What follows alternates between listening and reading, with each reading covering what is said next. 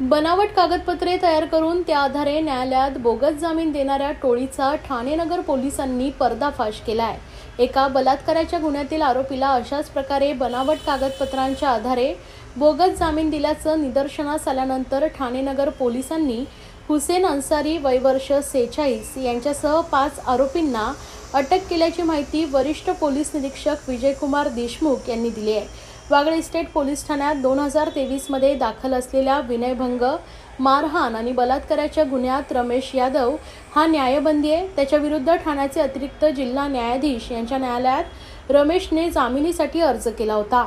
त्यांच्या जामिनासाठी हुसेन अन्सारी याची जामीनची बनावट कागदपत्र तयार करून त्यास ठाणे न्यायालयात बोगस जामीनदार म्हणून हजर करण्यात आले।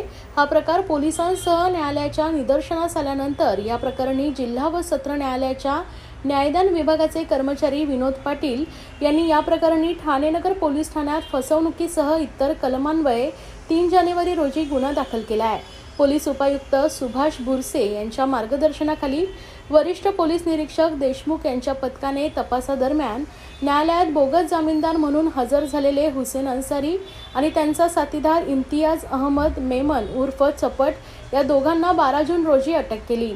सखोल चौकशीमध्ये Aslam Noor Mohammad Mansuri, hop forex and कम्युनिकेशनमधील मेहताब हेंदर नसीम नकवी आणि त्याचा मेहुणा मेहंदी हसन उर्फ आसिफ यांची नावं समोर आली। आसिफच्या मदतीनं झेरॉक्स दुकानातील कम्प्युटरमध्ये अन्सारी यांच्या नावाचे बनावट आधार कार्ड, इंटरनॅशनल एअर कंडिशनर कंपनीचे ओळखपत्र, पगार पावत्या, रेशन कार्ड तयार करून ठाणे जिल्हा न्यायालयात जामीनदार एजंट म्हणून काम करणाऱ्या इम्तियाज अहमद मेमन उर्फ चपट यांच्या मदतीनं वारसियाला न्यायालयात बोगस जामीनदार म्हणून हजर केले होते। यानंतर ठाणे नगर पोलिसांनी त्याचा पर्दाफाश केला आहे। ठाणे नगर पोलीस स्टेशनला 3 जानेवारी 2024 रोजी आपण गुन्हा रजिस्टर क्रमांक 3/24 अन्वये गुन्हा दाखल करण्यात आला होता। तर या गुन्ह्यामध्ये माननीय अतिरिक्त जिल्हा न्यायालय ठाणे येथील जे अधीक्षक आहेत त्यांनी हा गुन्हा दाखल केला आहे। तर याच्यामध्ये कोर्टामध्ये दाखल स्पेशल केस क्रमांक 450/2023 जो गुन्हा वागळे पोलीस स्टेशन दाखल होता 57/2023 कलम 376 IPC अँड अदर कलमान्वये। तर याच्यामध्ये जो न्यायबंदी आरोपी आहे रमेश सत्यनारायण यादव याला जामीन मिळवण्यासाठी हुसेन वारसी अन्सारी यांनी जामिनाची बनावट कागदपत्रे तयार केली आणि न्यायालयामध्ये बोगस जामीनदार म्हणून हजर राहिला आणि यांनी न्यायालयाची दिशाभूल तसेच फसवणूक केली म्हणून गुन्हा दाखल करण्यात आला होता।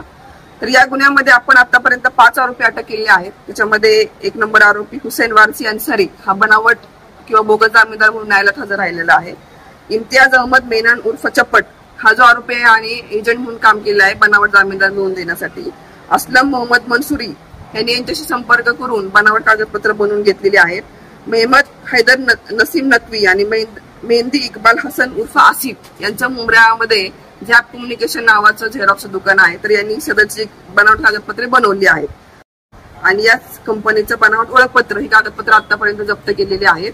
तसेच या बनावट कागदपत्रे तयार करण्यासाठी लागणारं जे मशीन्स आहेत किंवा जे कम्प्युटर आहे, प्रिंटिंग मशीन्स आहेत आणि जी इतर साधन सामुग्री ती आतापर्यंत आपण जप्त केली आहे।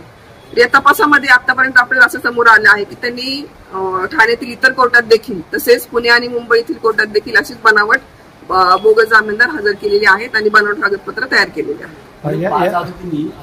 किती जामीनदारांना जामीन दिलेला आहे त्याची आपण आता सखोल तपास करत आहोत। आतापर्यंत आपल्याला पुण्याचं खडकी कोर्ट आणि मुंबईचं बोरिवली कोर्ट यातून माहिती मिळाली आहे की त्यांनी अशा प्रकारे बनावट किंवा बोगस कागदपत्र बनवले आहेत।